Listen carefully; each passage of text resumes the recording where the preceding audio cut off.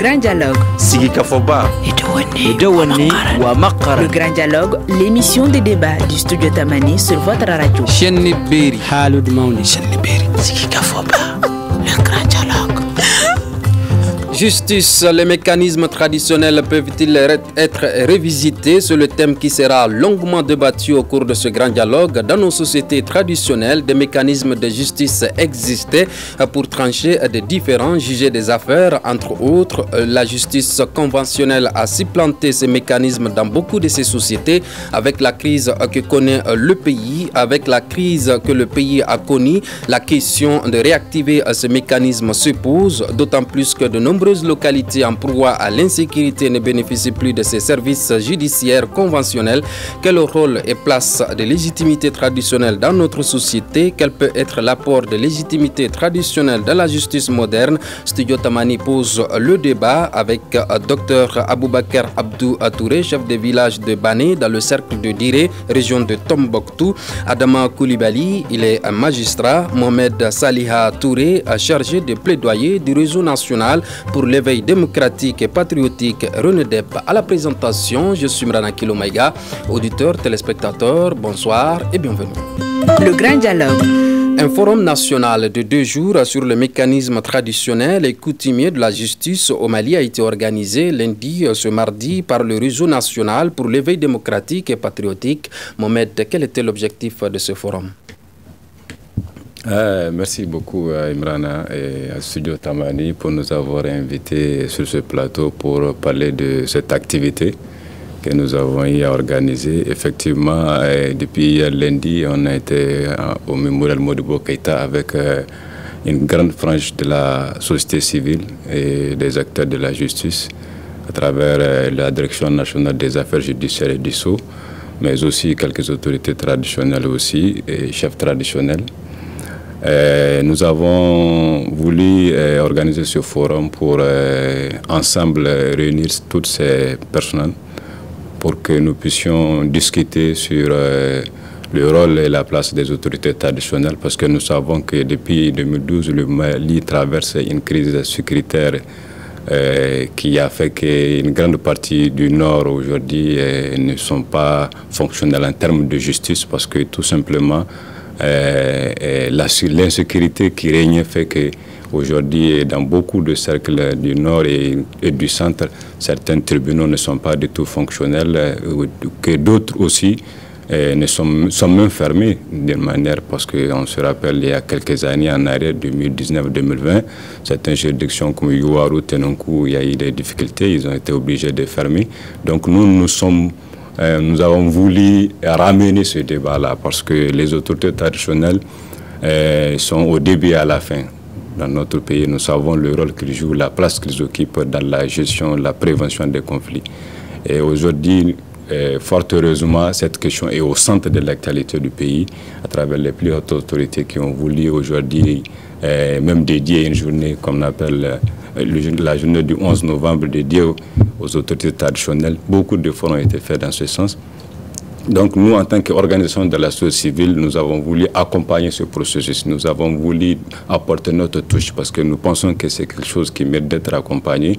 Et l'objectif de ce forum, c'est d'aller vers une coalition des organisations de la société civile pour porter ce projet, cet avant-projet de loi, parce qu'il faut le dire, il y a un avant-projet de loi qui est dans les coulisses sur les autorités traditionnelles et les cadis, afin qu'ils puissent vraiment être aux côtés des acteurs de la justice pour essayer de, autant que faire se peut, de résoudre les problèmes qui surviennent chaque fois dans les communautés. Parce que la justice classique que nous connaissons aujourd'hui n'est pas sur l'ensemble du territoire, comme je le disais tantôt. On va en parler plus tard. Vous avez participé, Dr Aboubakar Abdou Touré, vous avez participé à cette rencontre de 2 jours.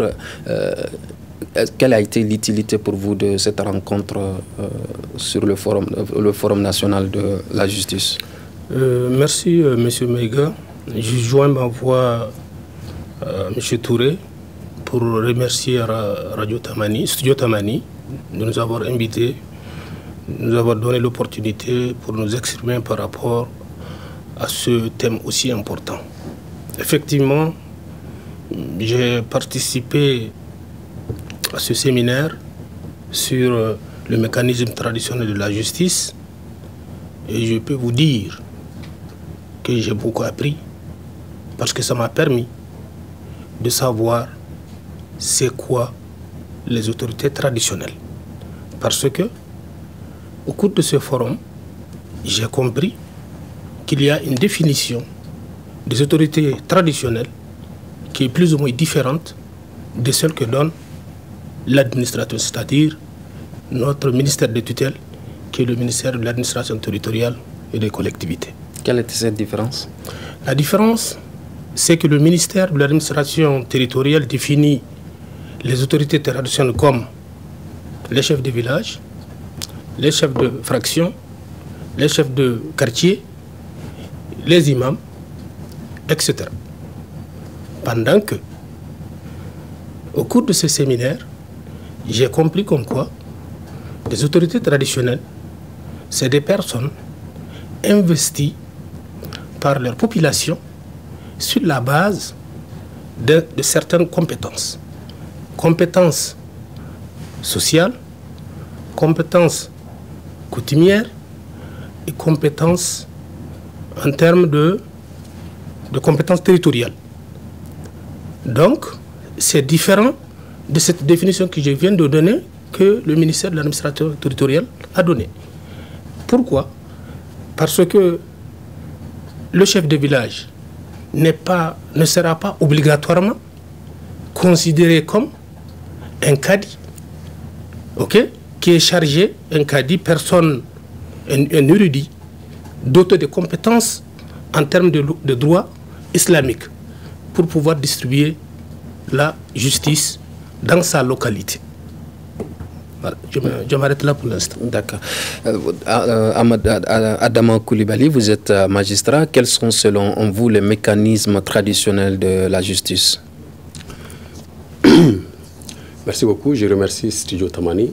Et je remercie également mes co-débatteurs d'être là et puis de m'avoir invité pour participer à ce débat.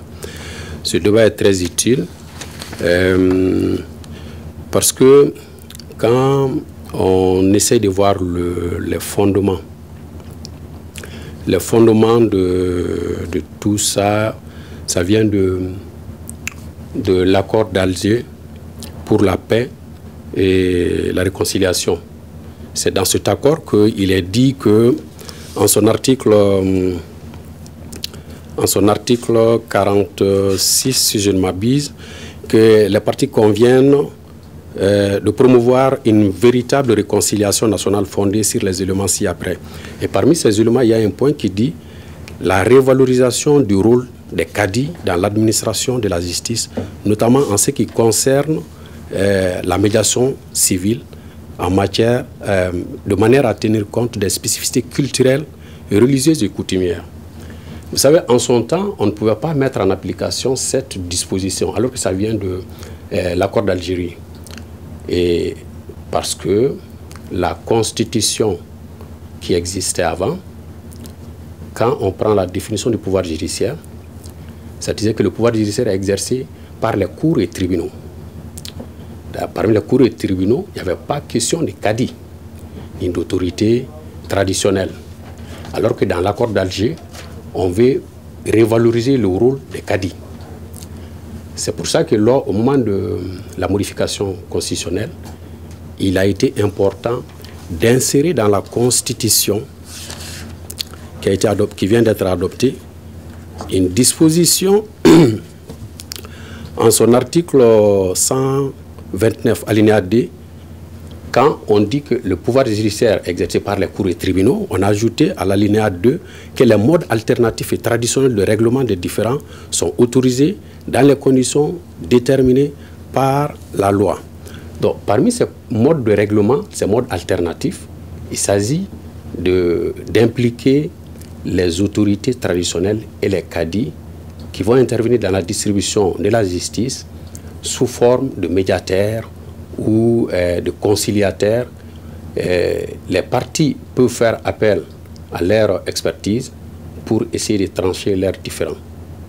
Donc, c'est ce mécanisme-là qu'on est en train de mettre en place. Et à ce niveau, il y a un avant-projet de loi qui a été élaboré. Il s'agit de l'avant-projet de loi fixant statut, attribution des autorités traditionnelles et des cadis dans la distribution de la justice.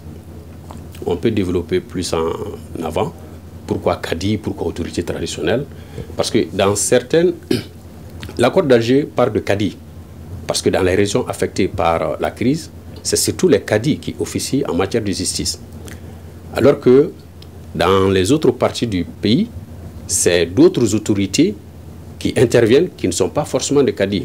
Donc pour prendre en compte cette réalité, pour mettre en application la disposition, on ne peut pas seulement autoriser les cadis à distribuer la justice et que hors de la zone du Nord, il y a d'autres autorités traditionnelles qui peuvent intervenir dans la distribution de la justice qui ne sont pas des cadis et qui ne seront pas reconnus.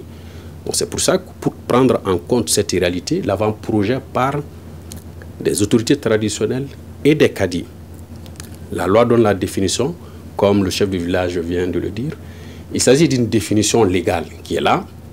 Donc, toutes les fois qu'il s'agit d'appliquer cette loi, on va se référer à cette définition qui est consacrée ici. Il est dit, au sens de la présente loi, est considérée comme autorité traditionnelle toute personne investie par sa communauté en vertu de ses connaissances et ou de son autorité morale pour trancher ou servir de médiateur en matière civile et coutumière, suivant les mécanismes traditionnels de règlement de litiges sans préjudice du droit et des pouvoirs régaliens de l'État. Ensuite, on a donné également la définition du cadi. Est considéré comme cadi tout érudit en droit musulman reconnu qui remplit des fonctions dans la distribution de la justice. Donc, toutes les fois qu'il s'agit d'appliquer cette loi, c'est à cette définition qu'on va se référer. La personne doit être investie d'une autorité morale et la personne doit avoir des connaissances en matière coutumière et une certaine respectabilité sociale. Et si c'est un cadi, il doit avoir des connaissances solides en matière de droit musulman. D'accord. Mohamed, en quoi ce forum peut-il contribuer au rapprochement de la justice conventionnelle à celle traditionnelle?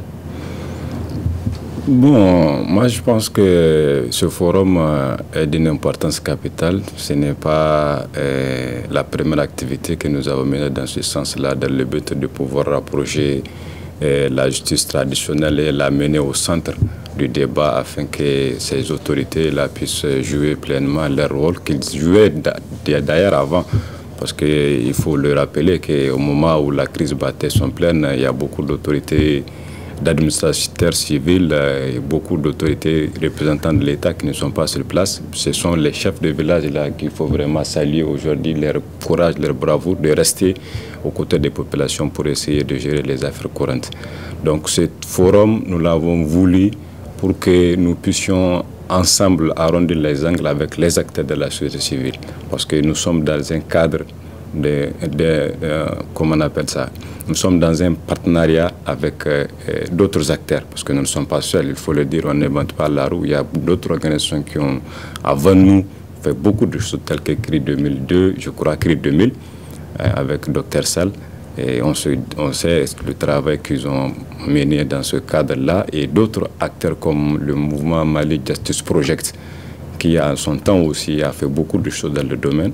Donc nous avons voulu venir apporter notre pierre à l'édifice parce que on a constaté, d'après une étude du Mali Justice Project MJP, que vous allez voir que 67 à 70% de la population malienne, quand vous le demandez, préfère que leurs litiges soient gérés de façon traditionnelle. C'est-à-dire qu'ils préfèrent recourir à des mécanismes traditionnels de gestion de conflits que d'aller vers les tribunaux, que l'on sait la procédure est longue et coûteuse. Donc ils préfèrent toujours passer par des médiations, de la diplomatie pour essayer de trouver. C'est quand ça ne va pas qu'ils aillent devant les tribunaux. Donc cette frange importante de la population malienne qui aspire à retourner vers nos mécanismes traditionnels, je pense que cela mérite d'être encouragé, cela mérite d'être salué pour que nous puissions ensemble travailler à ça. Donc dans le cadre de ce consortium-là, d'Asfetir, avec des partenaires comme Corded, qui nous accompagne, il faut le saluer parce que c'est grâce à son accompagnement qu'aujourd'hui le RND parvient à investir le terrain des autorités traditionnelles et les cadis pour leur revalorisation dans le cadre de la distribution de la justice. Donc à cet effet, ce forum vient poser le débat entre tous les acteurs. Donc, une fois que le débat est mené, vous allez voir que les gens vont avoir beaucoup d'angles de vue et la question va être traitée avec beaucoup de minutie. Parce que notre action aujourd'hui, même si la loi est votée, même si la loi la passe et qu'on on est dans un cadre légal, il y a un travail énorme à faire, un travail de sensibilisation des communautés, un travail de plaidoyer pour que ces acteurs-là qui jadis jouaient ce rôle-là puissent être vraiment au cœur de la gestion, de la prévention d'abord et la gestion des conflits. Donc, en plus de la restauration des valeurs sociétales, quels sont les autres mécanismes que les autorités coutumières ont pour régler certains indifférents? Merci, M. Maïga. J'ajoute par rapport à la définition qui vient d'être donnée tout de suite, la définition officielle, il faut insister, rappeler que les autorités traditionnelles n'ont pas une compétence pénale. C'est seulement les trois qu'on a cités en première position. Donc le cadi ou bien le chef de village investi des prérogatives d'autorités traditionnelles ne peuvent pas faire un jugement concernant un crime, concernant, comme on appelle, des gens qui se battent, qui se coupent les bras, etc. C'est pas possible. Donc ça relève bien sûr de la justice conventionnelle. Alors, pour revenir à votre question, rappelez-moi un peu. Je disais quels sont les mécanismes que les autorités coutumières ont pour régler certains différends. Alors, les autorités traditionnelles, ils ont comme domaine d'intervention deux, les préventions et les règlements des différends.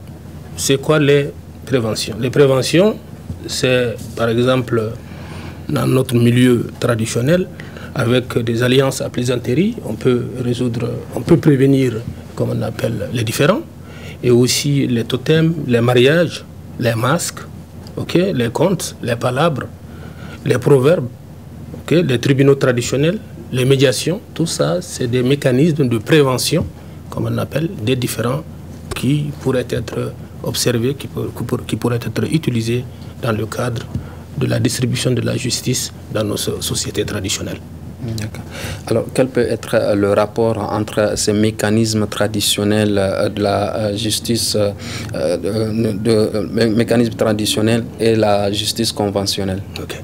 C'est ça la vraie problématique. La vraie problématique, c'est le rapport entre, bien sûr, la justice traditionnelle et la justice conventionnelle, entre le juge, par exemple, et le cadi. C'est la problématique qu'il faut résoudre.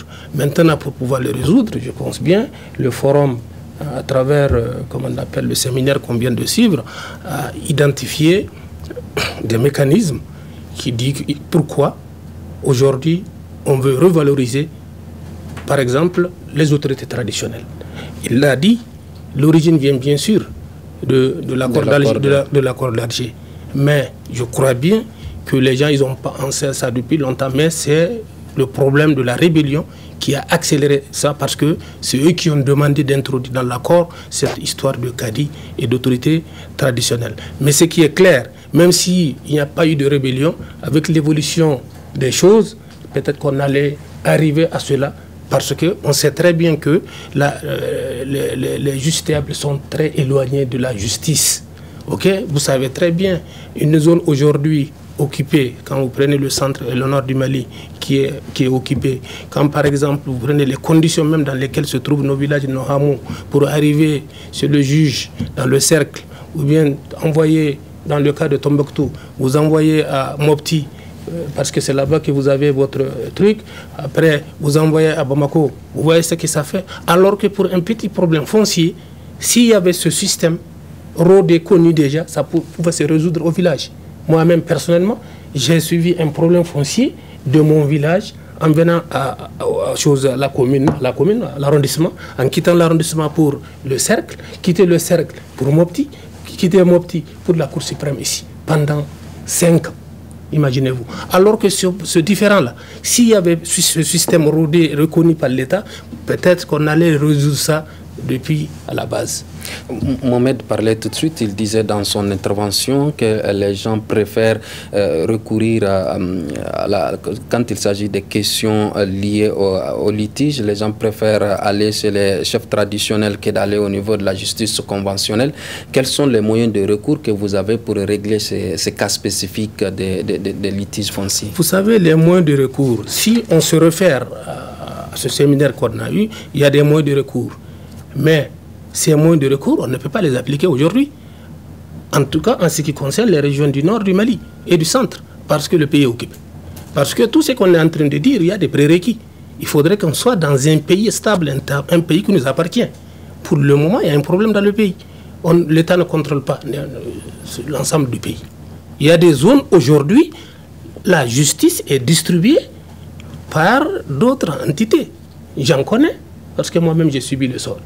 Aujourd'hui, concrètement, vous le savez peut-être, vous êtes journaliste, vous êtes informé de ce qui se passe dans les régions de Mopti, dans les régions de Tombouctou, Gao, Kidal, Taoudeni et autres. Donc, il faut trouver une solution à cela pour que on puisse parler de justice. C'est à l'État de trouver la solution à cela. C'est pour cela que je dis, tout ce qu'on a vu aujourd'hui, on ne peut pas l'appliquer tant que l'État n'arrive pas même à contrôler les choses. Parce que l'État ne contrôle pas entièrement le pays. Il faut reconnaître. Donc c'est pour cela qu'il faut, j'ai dit qu'il faut qu'il y ait des prérequis. Pour que ce qui nous a été dit ces 2 jours-là, pour que ça puisse être appliqué. On a beau aller à l'Assemblée accepter ce projet, si le pays n'est pas sécurisé, il est impossible de l'appliquer. D'accord. Impossible. La justice transitionnelle peut-elle être une alternative, voire un complément efficace au dispositif judiciaire officiel établi au niveau local, régional ou national? Bon, pardon. En fait, la justice traditionnelle ou la justice distribuée par les autorités traditionnelles et les cadis ne s'oppose pas fondamentalement, en tout cas du point de vue de la loi qu'on est en train d'élaborer, ne s'oppose pas à la justice formelle. Lors du forum, on a constaté que les gens avaient des craintes.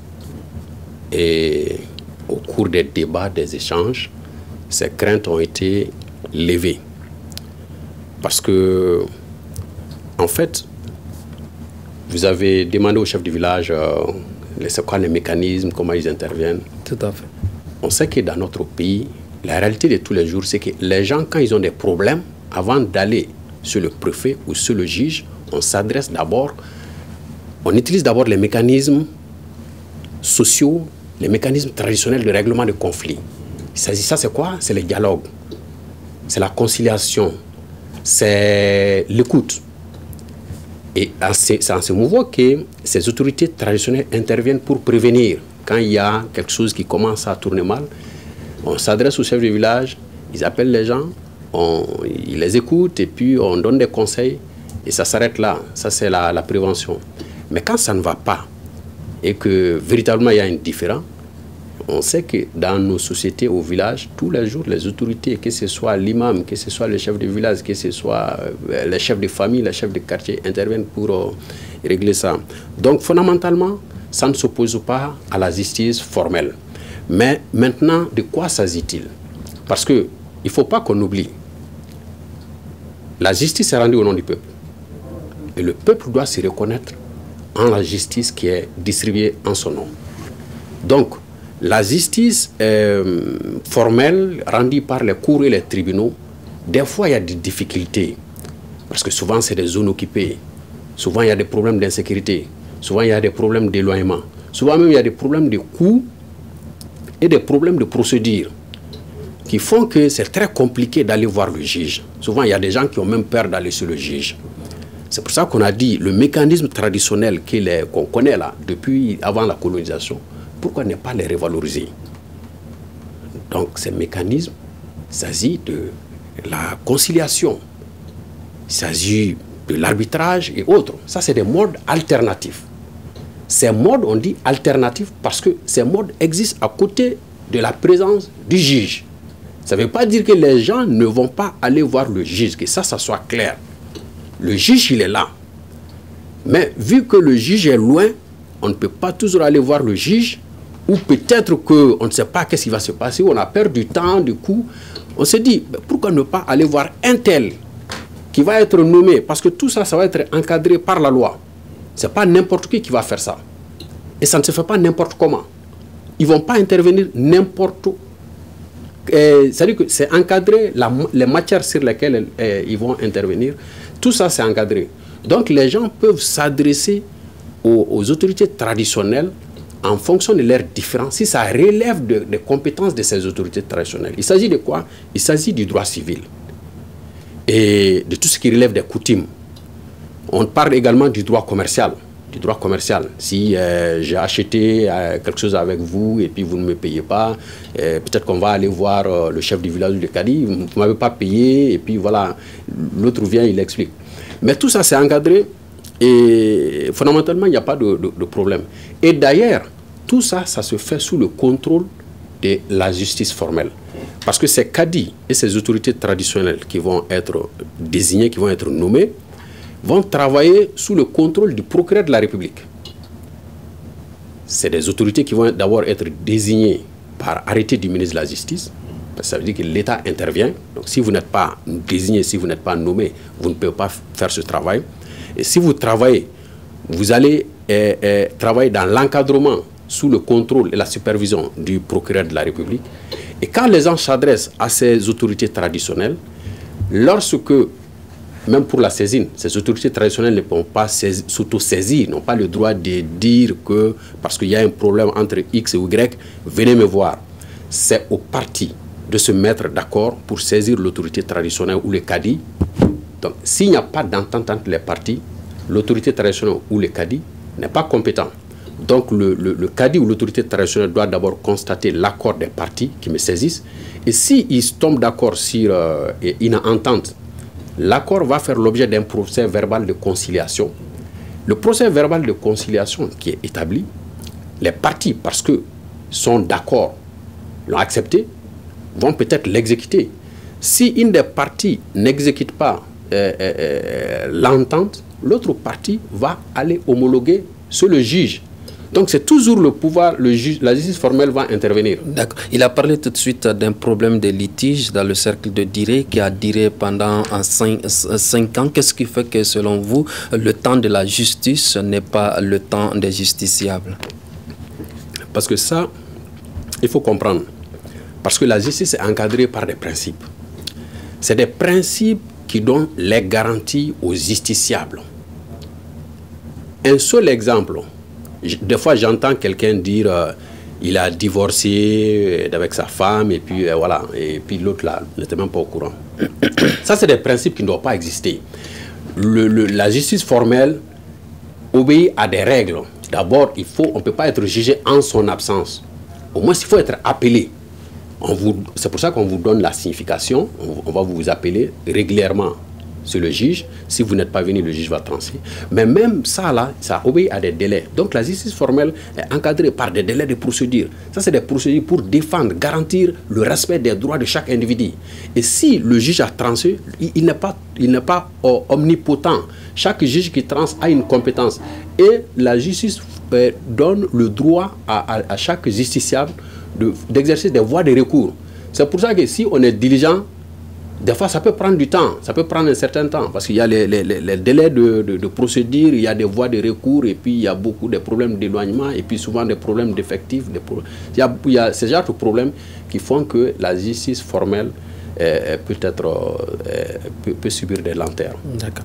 Mohamed, le concept de la justice transitionnelle est-il compris par toutes les communautés, selon vous? Bon, vous savez, aujourd'hui, avec la crise que nous avons connue, parce que la justice traditionnelle aussi intervient lorsque quelque part il y a une crise dans un pays et que les mécanismes conventionnels de règlement de conflits, qui est la justice formelle, ne pourra pas, vu le nombre de dossiers, le nombre de problèmes, le nombre de violations graves des droits humains, on se rabat souvent sur ces mécanismes de justice transitionnelle, tels que par exemple, au Mali, où nous avons connu la CVJR, Commission Vérité, Justice et Réconciliation. Et il y en a eu d'autres aussi. Mais nous, aujourd'hui, je pense que c'est l'accord pour la paix et la réconciliation à travers l'article 46 qui ramène le débat au centre de l'actualité aujourd'hui. C'est toujours dans le cadre de trouver un mécanisme alternatif, des mécanismes alternatifs de règlement des conflits. Parce qu'on a connu des conflits récurrents qui sont liés, il a dit, tantôt aux fonciers, tantôt à des problèmes inter- ou intracommunautaires. Donc aujourd'hui, si on met en dehors de la prévention des conflits communautaires, la gestion liée aux fonciers, quels sont les autres domaines de compétences selon vous des autorités coutumières, traditionnelles et coutumières? Oui, en fait, les domaines de compétences, c'est ça, c'est l'avant-projet de loi qu'il est dit, parce que l'avant-projet de loi vraiment parle vraiment des statuts de ces autorités traditionnelles, leur rôle, les procédures d'homologation de leurs décisions et tout ce qui a trait à ça, l'avant-projet de loi en parle. Et aujourd'hui, je pense que cet avant-projet de loi a suffisamment pris en compte beaucoup d'aspects liés à cette question. Donc, pour moi, ils seront quand même, une fois que cette loi la passe, ils seront en mesure de pouvoir contribuer à la paix sociale à travers la prévention et la gestion des conflits.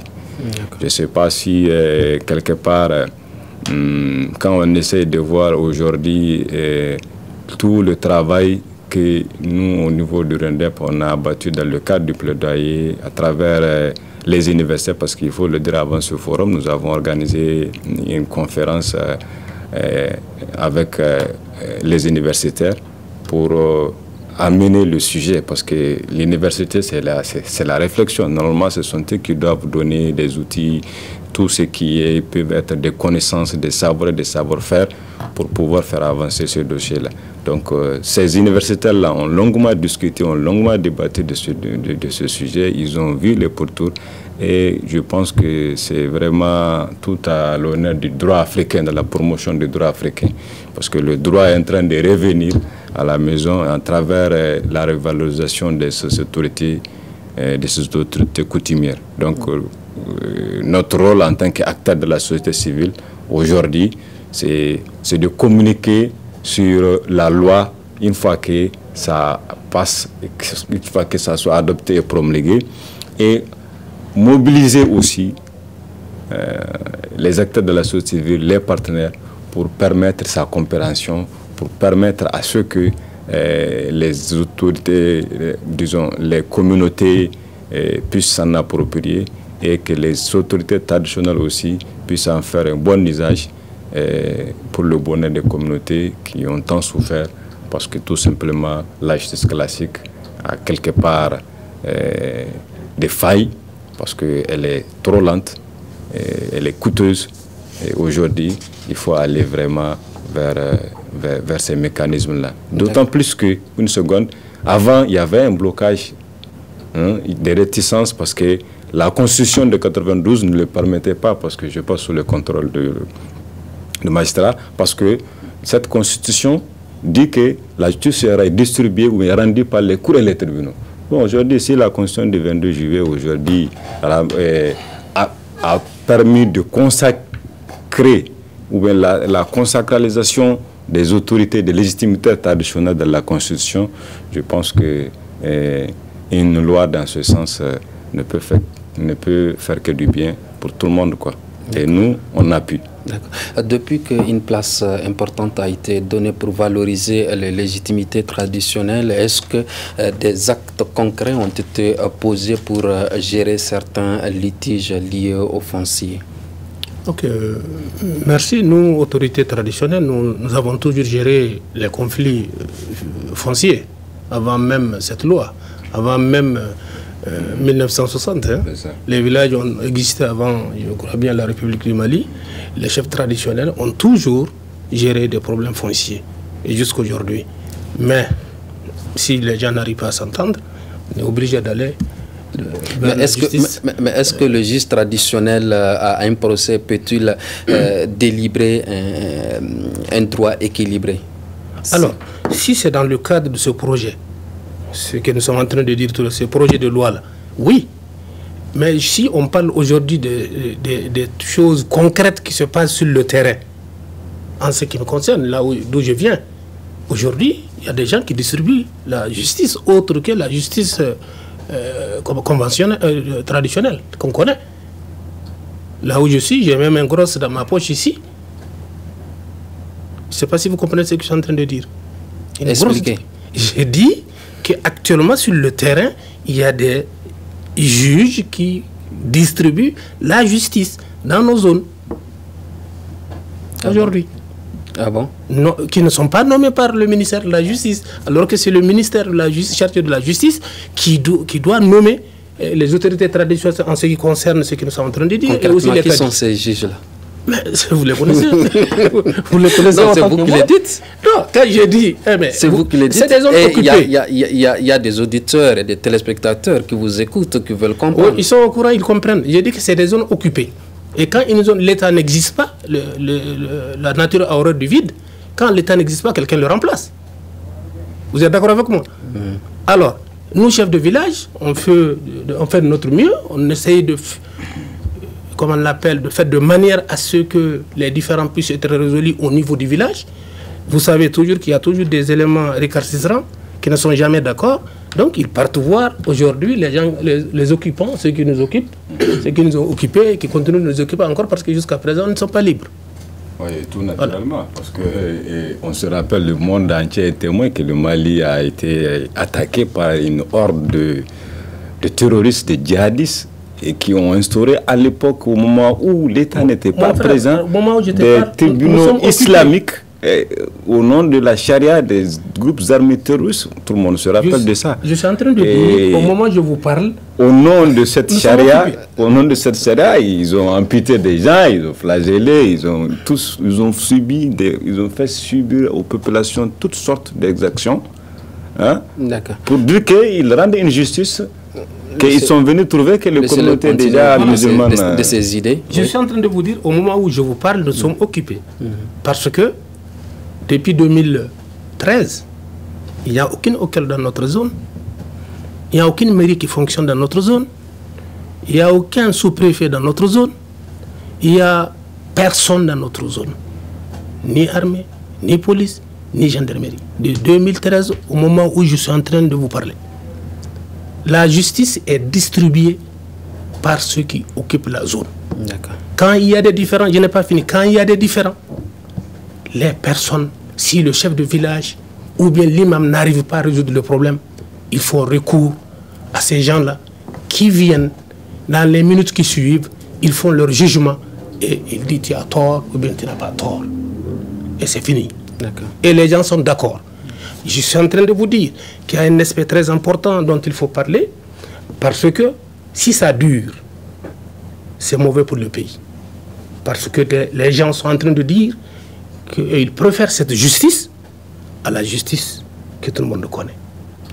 C'est un danger. À cause d'un problème technique, nous allons devoir clore ce débat. Toutes nos excuses, mesdames et messieurs. Ainsi prend fin ce débat dont nous parlons de la justice. Les mécanismes traditionnels peuvent-ils être révisités? Et nous étions avec Dr Aboubakar Abdou Touré, chef de village de Banaï dans le cercle de Diré, Adama Koulibaly, magistrat, Mohamed Saliha Touré, chargé de plaidoyer du réseau national pour l'éveil démocratique et patriotique Renedep. À la présentation de ce grand dialogue, Imrana Kilomaïga, ce débat a été réalisé par Mariam Koulibaly. Merci de l'avoir suivi. À demain pour un autre débat.